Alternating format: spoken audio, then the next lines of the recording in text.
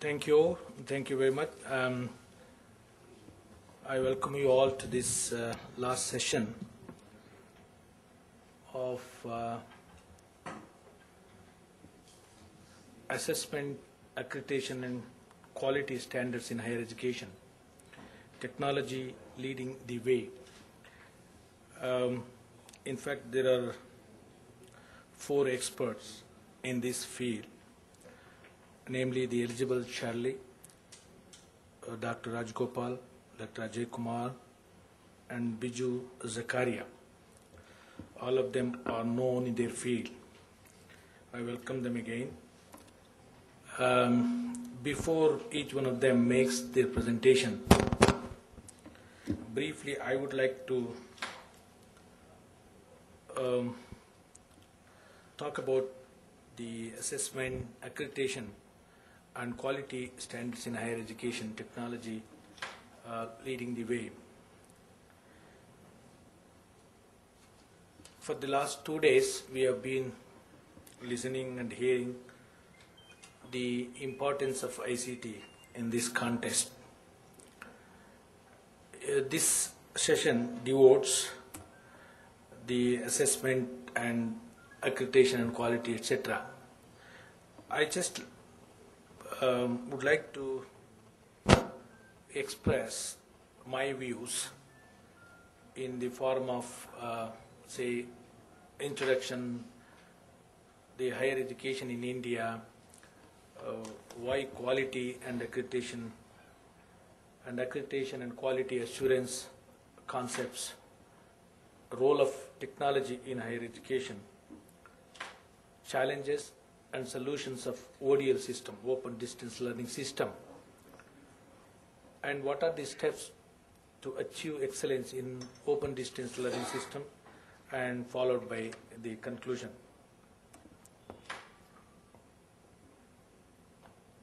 You know, quality education is a universal goal. It's common to hear arguments that instructional technology will be the key to educational quality as we enter the new millennium.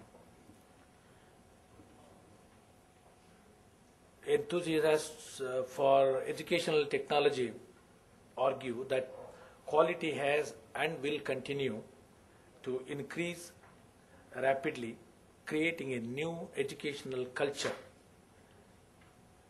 and technological innovation.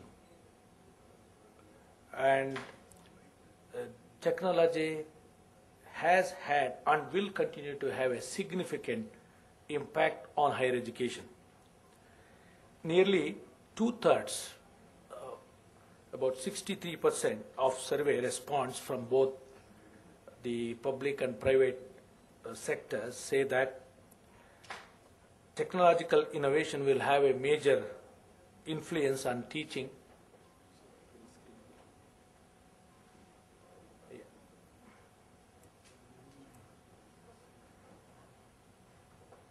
will become a core differentiator in attracting students and corporate partners. Higher education is responding to globalization. Respondents say that having an overseas presence will be the norm for the majority of universities over the coming years. And about 54% of academic respondents say their institutions either already have foreign locations or plan to open them in the next 3 years. With regards to the distant education is also becoming increasingly global, with universities in the United States and overseas leveraging advanced technologies to put education within reach of many more individuals around the world. The quality education is basic need of the society. There are a number of effective teaching and learning methodologies in practice. Technology is the most effective way to increase the students' knowledge. Here comes the role of ICT in the education sector. Being an academician, I cannot imagine education without ICT.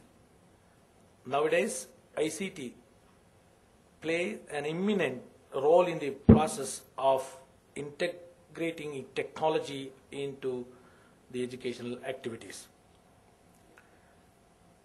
If you look at the map, the higher education in India, if we go through one by one, India is more than a state and almost like a continent. It has the credit of running the third largest higher education system after China and United States. It has 348, including 62 deemed to be universities, 17,973 colleges, 14 centers for open learning, 11.8 million students and 0.5 million teachers. These statistics between 2006 and 7. India has inherited the British system of affiliation. Only the universities have degree granting power. About 70% of higher education institutions are privately managed. They are affiliated to public universities or open learning centers. There are only 10 private universities. India has the advantage of 350 million middle class willing to invest into quality higher education. Only 8 to 10% of adults are in continuing education. India has great potential of becoming a hub for knowledge, as you all know. Process outsourcing, especially in legal services, data analysis, animation and design, business and market research, biotechnological and intellectual property research. The economic growth is led by private sector that is willing to invest into higher education and professional training. India spends only 0.68% of its GDP on higher education. Only 1.3% of 1.3% of the youth have access to higher education. Our conventional universities has inbuilt rigidities. Therefore, it could not help in increasing the rate of higher education as expected by the government. The rate of higher education was 6.5% in 1998, 9.5% in 2007-8, and 12% in 2008 and 9. This is expected to reach 25% by 2020. The expected growth in higher education can be attained with the support of distant education in the country. The first open university in the country was established by the state government of Andhra Pradesh in 1982. In 1985, the central government established IGNOU. The Karnataka State Open University, of course, was established in June 1996 under the Karnataka State Open Universities Act. It is the 8th open university to be started in the country and has come up as a result of India's long and rich experience in the field of distant education. Why quality and accreditation?